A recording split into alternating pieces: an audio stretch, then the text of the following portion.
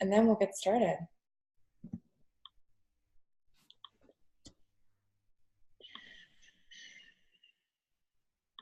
Let's see here.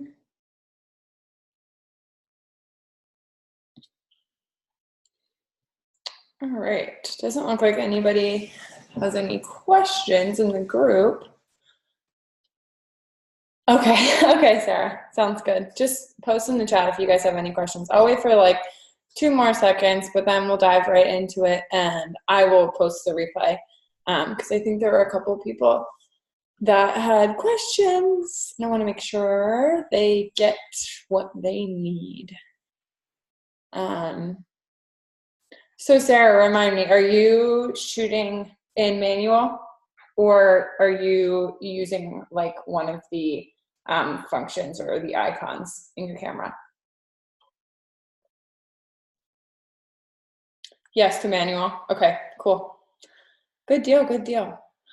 I know. Well, we all are, and it's a work in progress, and I know it can be really intimidating. We're just gonna go ahead and start, and I'll see who hops on today. This 2 o'clock slot might be hard for people. I know last time I did it at 10 a.m.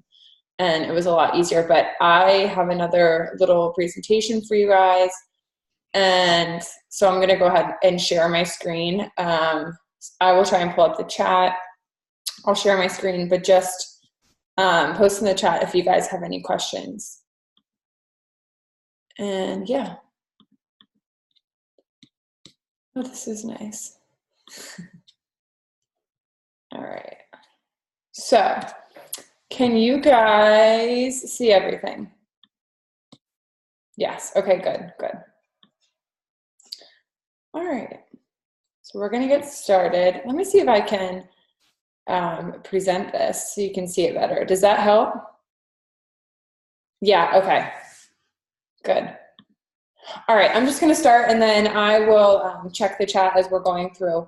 So today we're going to talk about shooting your DSLR camera and manual, and why it's so important, and how in the heck you control all of the different moving parts, because I know it can be really, really challenging and intimidating. There are 3 main components that we're going to focus on today. It's kind of like a triangle that we're going to focus on. So the 3 different points of that triangle, and just kind of how we manipulate those to get the best images possible. So why you should start shooting in manual. So manual provides you with so much more control. You can really get creative with your images. How I like to think of it is, when you're shooting on one of the icon settings or one of the settings that the camera provides for you, like portrait mode or something like that, you're really letting the camera do the work, and you're letting the camera pick up what it's seeing. And by shooting in manual, you get to create your image. You control the depth of field, or how much is in focus. You control the amount of light that gets let in. You can control what your subject feels like. And, you know, photography is like an artwork. So really, by shooting in manual, you get to put your stamp on whatever your subject is, whether that's a workout, your food. I'm trying to think about what other people in the group photograph. A lot of us are mainly focused on food or workouts, but if you shoot in manual, it will give you more creativity. You will be able to set yourself apart a little bit more with your brand imagery, and therefore that results in more work, better brand vibes. So people could be like seeing your images on Pinterest and be like, oh my gosh, I know that's Jennifer's because that's how she shoots.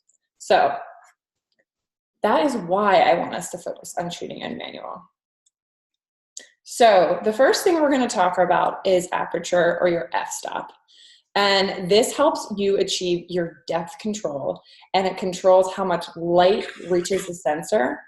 And a depth of field, how I normally explain that, I wrote down a couple of things down here. So if you imagine that all of your objects are on a plane and there's a distance between them, it just really controls how much blur is between each of those objects. So the lower your f-stop is, or the lower your aperture is, the more depth of field you create. So that's super blurred look. So I have a couple of images here. These are 2 of my images. So you see this one right here, this pumpkin bread, my aperture was really low because I wanted a lot of blur between this little subject right here, this piece of bread, and then what's in the background of my image.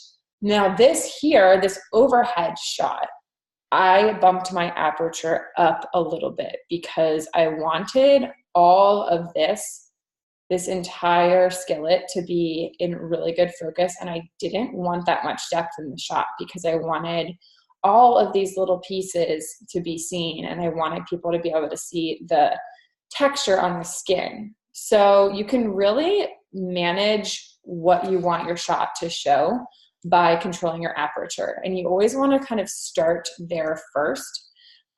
This is what it's going to look like. I have pictures here of it on a Nikon and a Canon. It's this little F number if you haven't seen it before. So that's what I want you to play around with first, is your aperture. So the lower it is, the more light that gets let in and the more blur or depth your shot has. So it's different for different lenses. So what I'm working with is a 50 millimeter 1.8. So that means my F can go as low as 1.8 here. So if you're shooting with a 100 millimeter 2.8 macro lens, you can go as low as 2.8.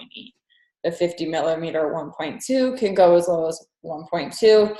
And you know, this is something that you guys are going to need to figure out yourself, like what ranges work well for you. I remember when I first started shooting, a wedding photographer told me they never went above a 3.2. And so I kind of stuck to that rule. But I think this photo here was shot around I forget, it was over a 4, but less than a 5. So depending on what I'm shooting, I may manipulate that a little bit more. And through my style, I've actually found that with overhead shots, I like my aperture a little bit higher. So less light is getting into the sensor and there's a little bit less blur so that you can see more of my shot. So like I said, different lenses work differently for this. So some troubleshooting, a lot of times, I know Jennifer, you and I talked about this, you feel like your shot is too blurry and you're out of focus, you might actually want to try increasing that aperture. I know it's super trendy to have a lot of depth of field, which is great. That's awesome for your style, but to make sure enough of your shot and enough of what you're focusing on is in focus, you want to increase that. And the farther away you are from your subject, a little bit of a higher aperture could also be your friend. So if you're shooting like a workout video, and not a workout video, a workout shot, and you're in the frame and you either have it on the tripod and someone's taking the image for you, you might want to bump it up so you can see like your whole body doing movement. So yes, so I want you to work on your aperture first. So define that. And how I want you to determine that is go back to that Pinterest board that you should have made and take a look at what the shots there look like. Do they look more like this? Or do they look more like this, or even more in focus than that? I know plenty of bloggers actually, shoot, sorry.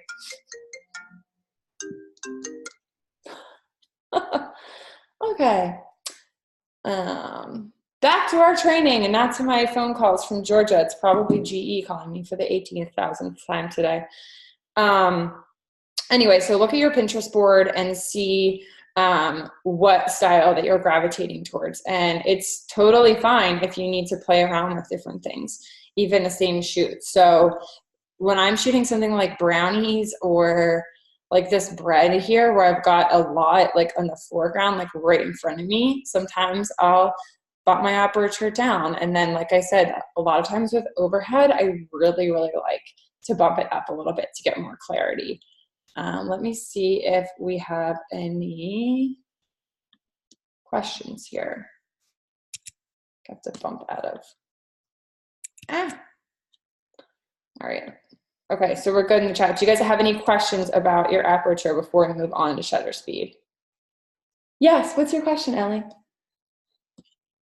You can unmute yourself too.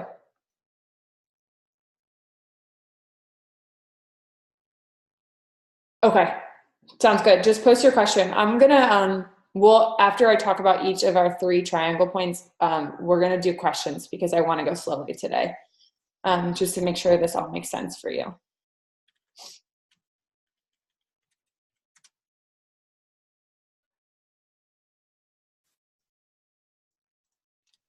Ellie, you can type your question. Oh, okay.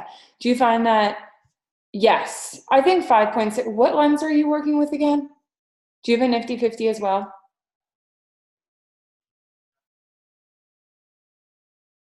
Okay, you have the kit lens. Okay, sounds good. Number one for you, I mean, I know you do a lot of work with brands, so I think that upgrading a lens would be something for you to think about maybe in the new year, like maybe for Christmas. The 50 millimeter 1.8 that I have, I'm definitely looking to upgrade a little bit from that one, but that one's only like $120. I think that would be a really good one for you. That being said, the 5.6 is pretty high. Yeah, it's really reasonable.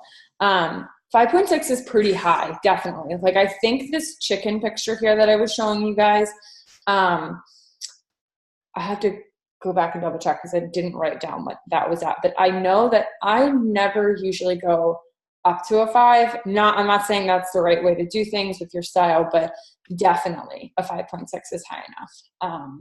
And I think with a higher quality lens, you're going to see that you can go a little bit lower and still get some, like, I want to say this is probably added like a, I don't know, maybe this is even at a 1.8 right here. So, oh, wow, Alex, that's awesome. Okay. Yeah, it's really, really affordable. And it's still the only lens that I shoot with. So it's really great. Hi, Melissa. Sorry, I didn't realize my audio and video. Oh, no, you're fine. I tried it. There you go. Okay, perfect. Yeah. Okay, Taryn. Yep. So you use 5. That's great. So perfect. Does anybody else have any other questions with aperture? So to recap, that's what I want you to focus on first. So that's how we're going to get the style of our shot and kind of the vibe. Are you guys good with me moving on? Okay, I'm going to. Yeah, Jennifer. Yep. All right, cool. We are going to just move right along. Okay, shutter speed is the next thing that you're going to focus on. So shutter speed is just how long your shutter is open, and it's measured in fractions of a second. So this is kind of the reverse of your aperture. So the higher it is, the less light that comes in, aka the higher you have your shutter speed, the darker your image is going to be, but there's more sharpness. I know that's tricky. We're going to come back to that, how they're all a little bit different, like aperture, the higher it is. So, and anyway, so higher shutter speed, less light, more sharpness.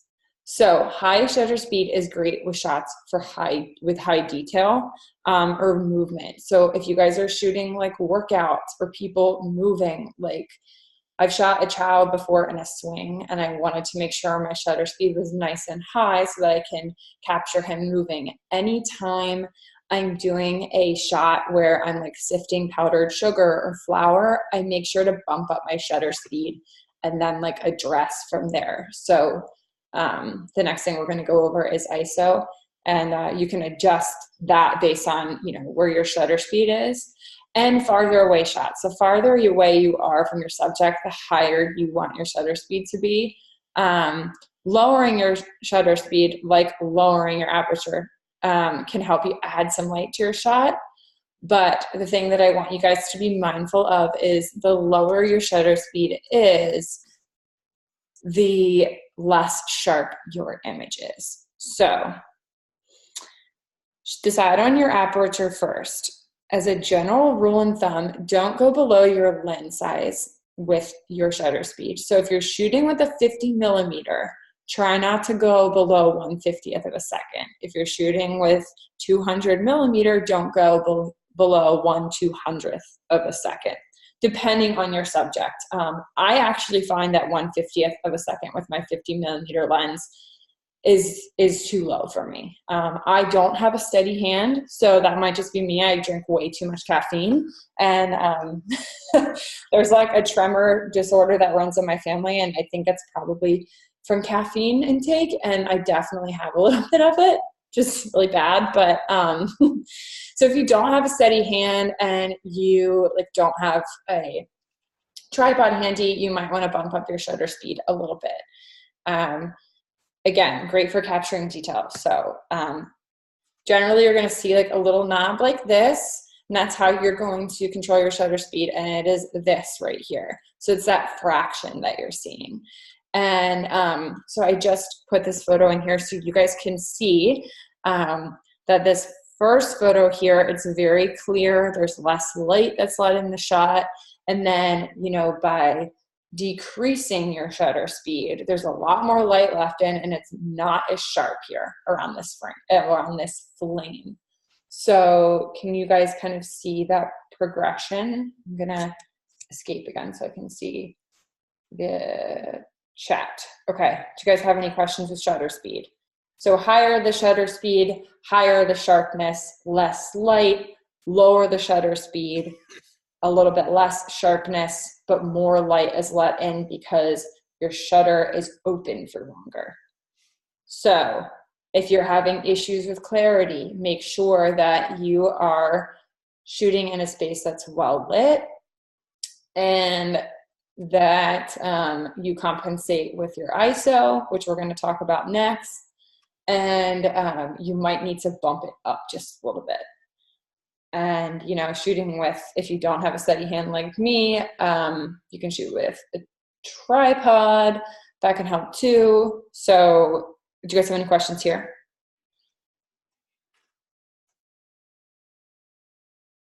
Just give me like an aye if this, nope, you're good. Okay. Cool beans, cool beans. All right.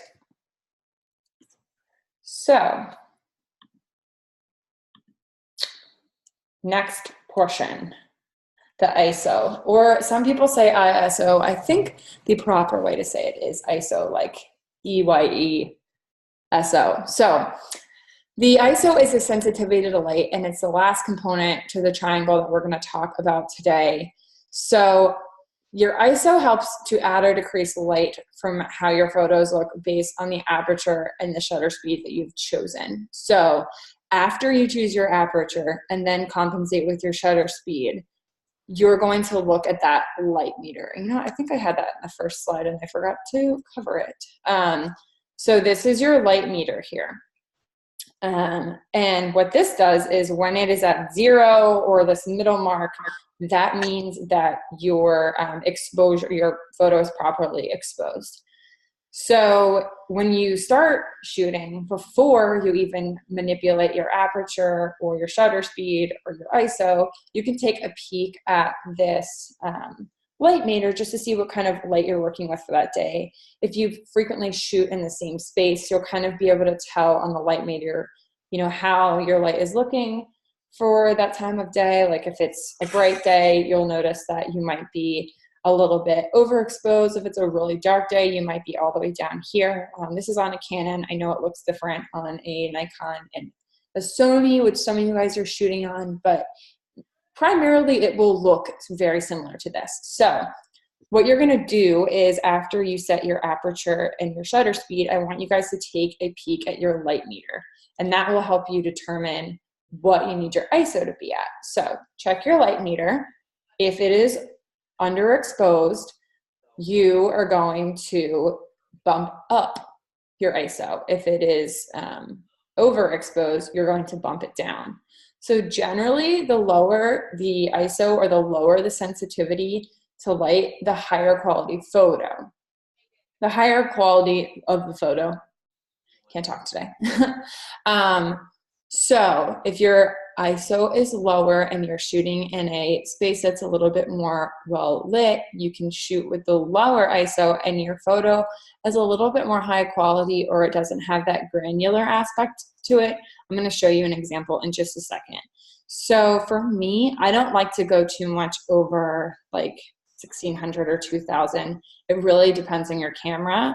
I used to have the Canon Rebel XSI. It was like one of the first models ever. I shot with that exclusively up until June this year, and I could not go over 1600.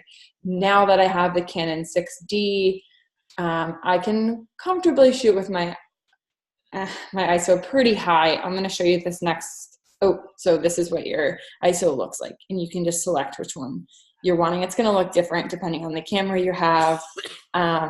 But you can see here, so my ISO here was at 4,000 because this was shot on a really dark day. And can you guys see how granular this photo is? Like you can see there's almost like a little bit of grittiness.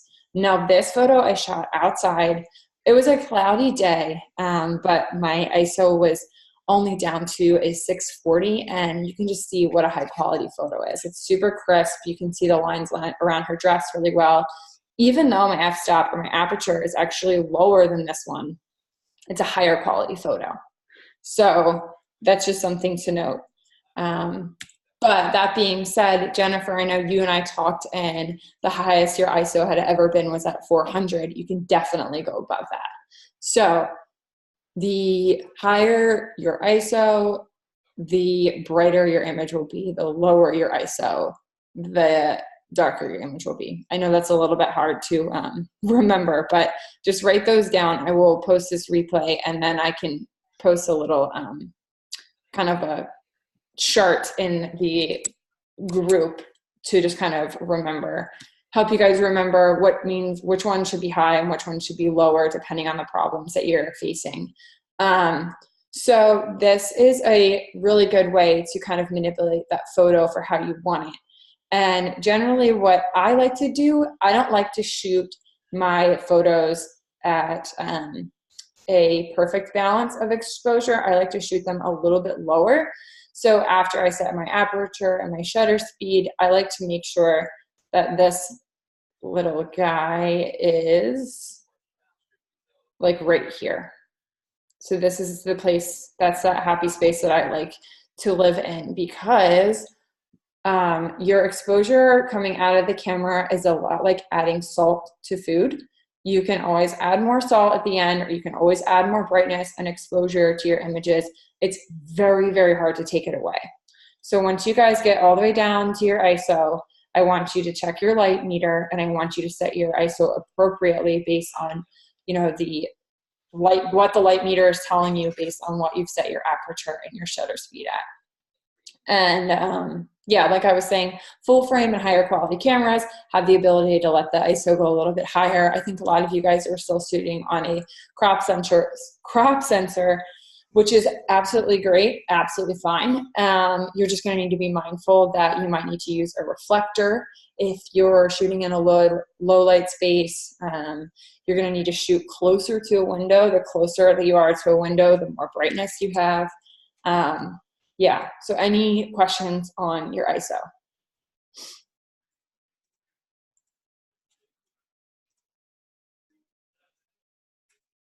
We still good with this? Nope. Thanks, Allie. You guys feel free to talk, and if you have any questions, you're good. Okay. Is this making a little bit more sense about the flow? Do you guys normally go in this order? Okay, good. Good. I'm so glad it's helpful. All right. So let's continue here to the tail end. This is all I want to focus on today, though, for manual settings, besides our last point, because this is really it. These are the basic components. So again, this is a shoot with a higher ISO. It's too granular. I shouldn't have shot it like that, but I kind of didn't have a choice. And this is a really nice, crisp photo there. I also had my shutter speed up really high. I probably had a little bit of wiggle room, could have gone a little even lower in my ISO and bumped this down. But you'll see that it's a really nice crisp photo because I have that shutter speed up and that ISO down. Okay, yeah, again, check your light meter, and I like to shoot just under balanced exposure. It's like salt, better to add than take away. So the last thing that I want to make sure you guys are doing is shooting in RAW files instead of JPEG. I'm not sure if you guys have heard about shooting and with raw files instead of JPEG before. Basically what a raw file is it just takes the file directly out of the camera as it is taken, and it puts it right into your computer. You do, when you're working with raw files, you do need to export them to something like Lightroom or Photoshop, which I think most of you guys are using. It's not available to be used like a JPEG is, but when your camera exports an image as a JPEG, it's actually compressing it a little bit and doing a little bit of editing. So you can't actually manipulate the real file. So when you work with a raw file, you're getting the exact image, exactly how you shot it. Your camera doesn't do any of that editing or compressing. So you have a lot more like playroom when you're in your editing software. And then you can always actually revert to that raw file. Like if somebody comes back to you and says, I really want you to edit this differently, I want it a little bit darker than you did it, you'll still always have that raw file, because in Lightroom you can go all the way back to that first way that it came out of the camera. So you'll actually go into some of your settings and you'll see a little menu option called image quality. This is Canon, but I believe it's the same in Nikon. And I don't want you to do this raw plus L. I want you to just do raw. Only select raw. Some of these make it like small or medium or low sizes. I want you to use the biggest size. Yes, it takes up more room. It's worth it.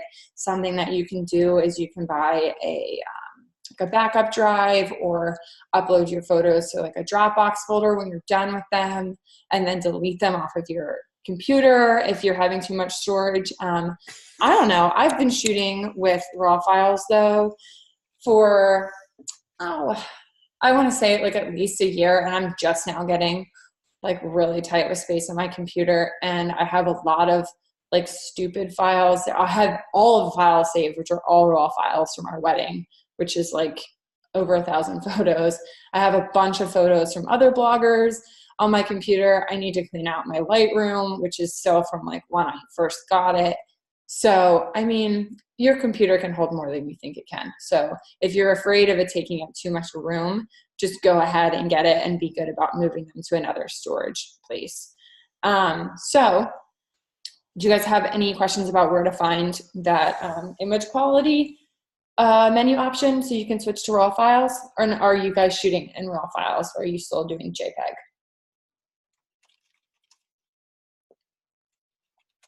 Oh, you guys are good. You're already in raw. Oh, so that was like a moot point. Wow. You guys are just star pupils ahead of the curve.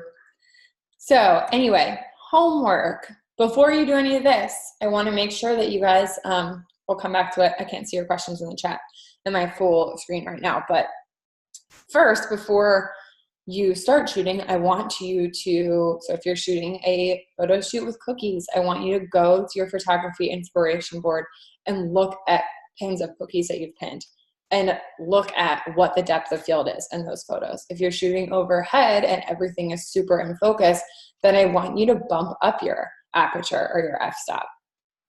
So, and then I want you to decide on your shutter speed, depending on the movement and what your light is for the day. If you're on a super, super bright day, you're gonna wanna bump that up. If you're in a dark, cloudy, rainy day, bump it down, not too low if you still want some clarity. And then decide on your ISO. So add more or less lighting depending on the first two principles and your light for the day. And make sure you're shooting a raw, but you guys are already doing that. So Samira, so I pretty much use the same settings if you're comfortable with your setup and consistent lighting source. To be honest with you, I'm always changing it up a little bit. Like I said, my aperture normally stays, I'm normally from like a 2.2, I would say, to like a 3.5. That's generally where I live. Sometimes I bump it up if I'm doing, like a flat lay or something where I want a little bit more definition in a larger area that's in focus.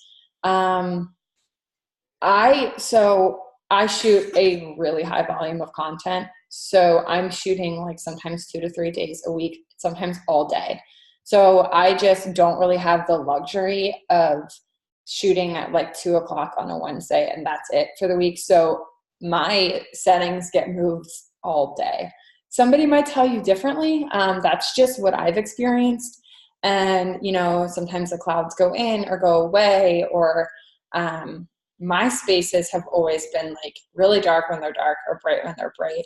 And I've been playing around with direct light because the new window in my new house is really fun.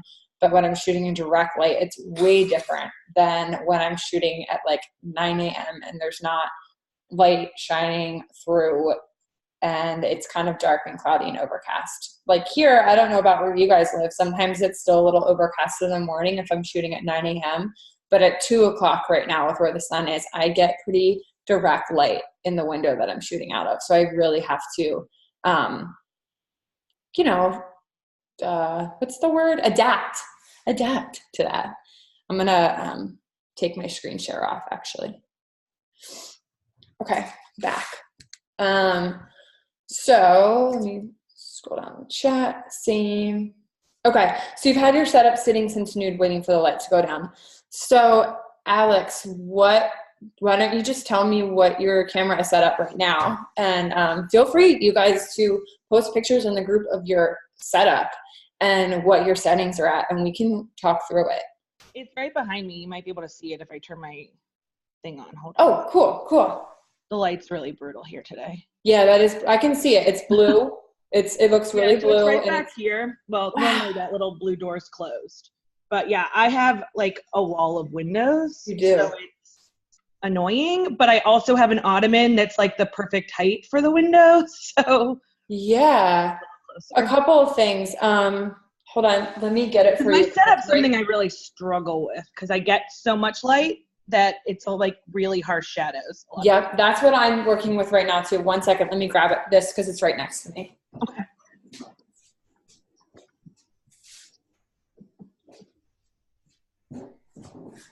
So this is it's actually a curtain, and I don't know how you feel about putting up like a curtain in your room. Yeah, I have one. I just am lazy and I never use it. I know. Well, I'm going to tell you that's going to help. Okay. And even if it's super, super bright, you could even tape a trash bag onto the inside of it too, so you have like two. Oh, that's a good idea. I know like Ashley with Fitment and Kitchen uses a trash bag a lot because they're a little bit thicker. Mm-hmm. And then you can go like way up in your shutter speed and way down in your ISO. It might even be at like 100 or 200 now. I don't know what you have it at. I mean, right, like on a overcast day here, I'm usually around like 400 or around 800. But like today I was shooting at 400 and it was still like super harsh. Oh yeah, go all the way down. With your ISO, you can go down as far as it is. If your ISO is low, your image is just going to be higher quality. So I don't think I've ever gone below 400. So that'll be an today. Drop it down, girl. Drop it down. All right. And bump up your shutter speed so that last light gets through. And so your sensor isn't open as long. So like how high would be like how high can I go with the shutter speed, do you think? That's kind of the same, to my understanding, that's similar to your ISO. You can go low and you can go high with your shutter speed. Okay. It's just going to result in a sharper image. So it's not really like a depth of field like your aperture where it's going to mess with your depth of field. Just what's in focus is going to be really sharp. So you might even like it better. You're kind of like, not lucky, but your space has a lot of light. The only thing I'm going to ask you is if you could tell, I think it is southern and western windows are better to shoot out of than northern facing windows. This is, I'm like thinking through it in my head. I think it's a western window. Okay. All right. So that's not as bad as northern.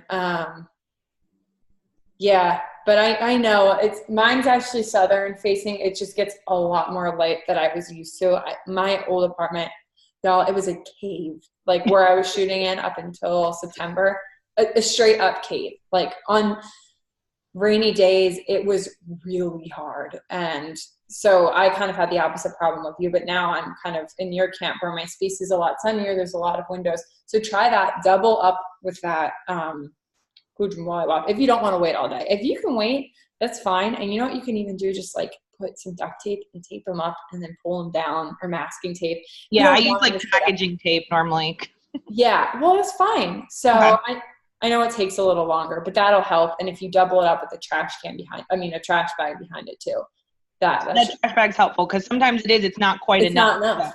I know, it's not thick enough. So that should help. Yeah, I'll try that. Thank you. Oh, yeah, sure. Let us know how it goes. I will. Anybody else?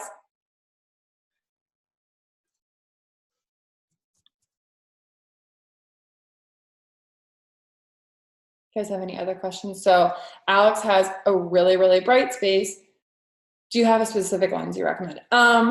So I seriously love my Nifty 50, and I know I was with my wedding photographer yesterday, and she still uses it for some things. I just think it has a lot of flexibility, especially for the price point. I am personally looking at a macro lens. I'm either looking at the Canon 100 millimeter 2.8, or the Tamaran apparently is very comparable. The Tamaran brand, they have a 90 millimeter 2.8 that is supposed to be similar, because I shoot a lot of stuff super close up, and I like a lot of detail. That's what I'm looking for.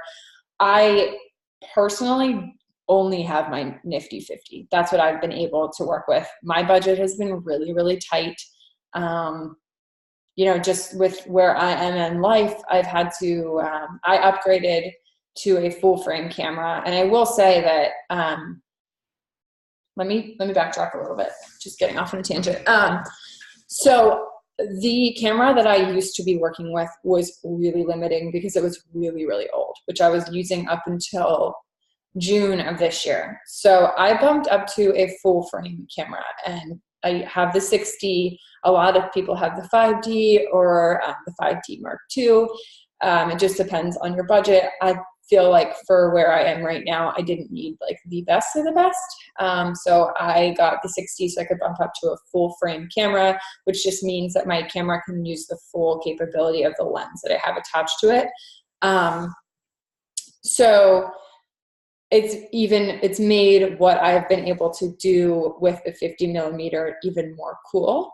That being said, if once you get to a full frame camera, it's more important, I think, to invest in different lenses than maybe the best camera. I opted to bump down a little bit so I could save a little bit more money to get that macro lens for me. So that being said, those macro lenses that I'm looking at are anywhere between $700 to $1,000. So that's a huge price jump. I'm pretty sure when I bought I got it as a Christmas gift, but the 50 millimeter 1.8 is 100 to 125. Who was it earlier that said they got it? Alex, was it you that said you got it for $100? Yeah.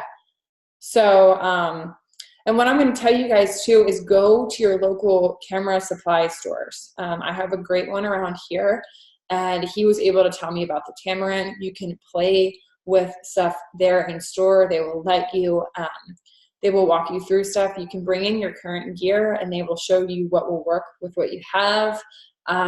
Sometimes I find it's great to just go in person and talk to somebody.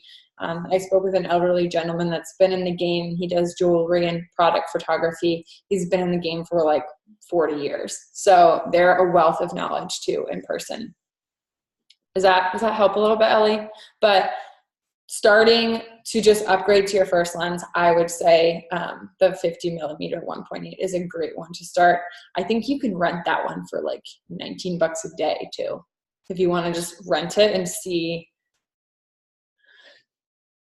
Yeah, so check online with your camera maker or camera store. Yeah, and I would recommend buying used from a camera store too. I almost bought the Canon 5D Mark II used from that said camera store because it was almost the same price that I paid for the new one, the 60, and they're just able to give you a lot more certification sometimes in those stores. Yeah, and Canon sells refurbished ones too. So used and certified is a great way to go. Yep, agree. So they'll be able to chat with you about it in store too, and maybe even get it from their other stores, or like Alex said, Canon has some. So that's where I would recommend starting to anybody here. I've gotten a lot of use out of it. Do you guys have any other questions? I know Sarah had a question about composition, and I want to do like an entire training on composition. That's something that I'm trying to dive into to get a little bit more advanced with.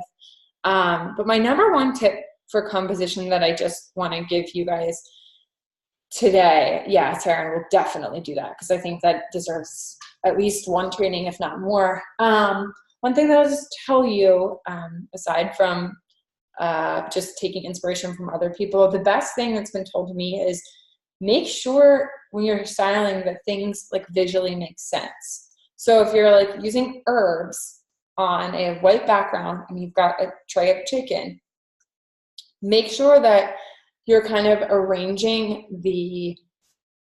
what's in the shot to point to where you want their eye to go.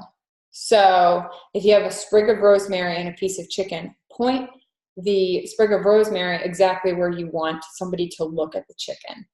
So that's kind of the best tip that I can give you just from a takeaway today for you to just sit on and think about. And like we were saying, and like I was saying during the training, adjust your aperture based on where you want their eye to go in the composition. So if you're doing an overhead shot with a lot of different components that you want in focus, bump your aperture up. And if you're shooting something that's like right here and you want the background blurred, bump it down so that, you know, they see less of the styling. So yeah. And then how much difference you notice in your pics? Taryn, a good bit, if I'm being like totally honest. But like I said, the camera I was using was like, I'm going to say 15 years old. It was just borrowed from my mom. The thing that I noticed most is just the capability of being able to use the full part of the lens. Like when I look at it now, I'm like farther back than I used to be, and I'm able to get like more into the shot. It's really interesting. Just things are clearer, and yeah, I did notice a difference. I'm happy to show you guys like before and after pictures sometimes. The excess, yeah, that's what I had. I mean, I love it. I was able to like leave my corporate job and do a lot of brand photography with the other one. I think the best time to upgrade is when you personally start to notice differences in your work from someone else's. And then like you realize that it's your equipment that's holding you back. Like the camera does not make the photographer, the lens does not make the photographer. But that being said, if you're booking a lot of work and you're noticing that you're just like not able to get the quality that you're seeing, it might be worth looking into some equipment. That's just my 2 cents. But as I was saying in the last training, don't stress out. You don't need every single like little thing to get jobs and to, you know, take a really good photographs. Like just practice these things today. Practice manipulating in your light. Like Alex, if you can go back and really create like a glowy vibe and feel in that space, so you have a really great space to shoot in, like you'll see just as great of a difference. You'll see so much improvement in your photography, and you won't need to upgrade right away. I try and tell myself that all the time because I get caught up in it too. Like I currently want a new lens and a new tripod, but you know, I have to remind myself that you can still work on your photography with the equipment that you have right now. So, yeah. Any other questions in regards to manual before we talk about what we're going to do in December?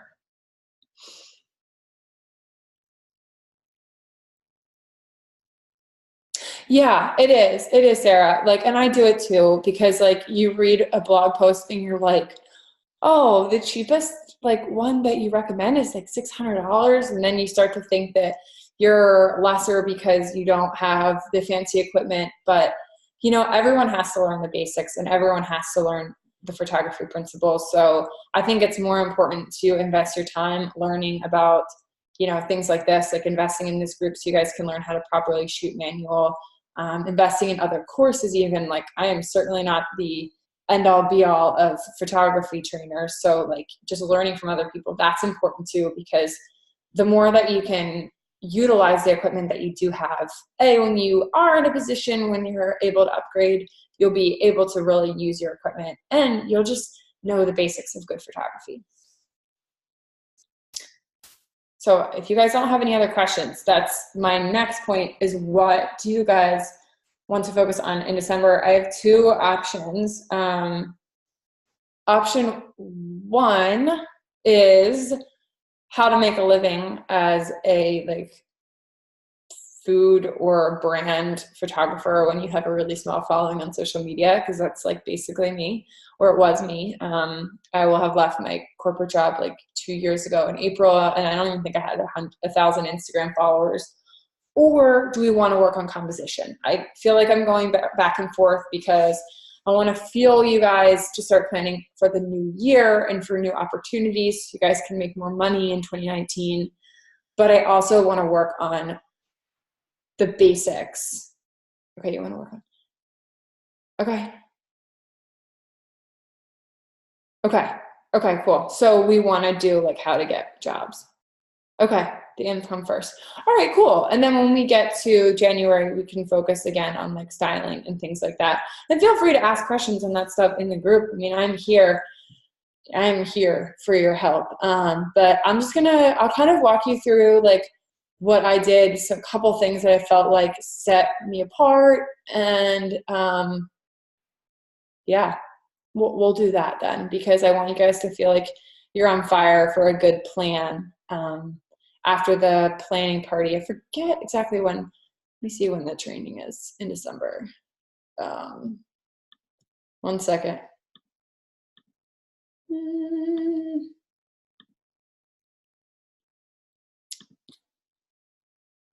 Ever loads. Okay, so it is in the middle of the planning party. So that being said, it'll be in the middle of the planning party, so we can kind of plan an attack if you guys want to start reaching out to brands and people to do photography for them. That can be a part of your planning for 2019, so that something that I'd like to takes a little bit of the pressure off of me and my website, so I can facilitate success for others. So yeah, thank you guys for coming and hanging out. Is there any other questions before we hop off? No, good. Okay, cool. Well, I will work on that training, and I want to see your Pinterest boards. I'm very interested in it. So make sure you show me, and we will chat soon. Okay, bye guys.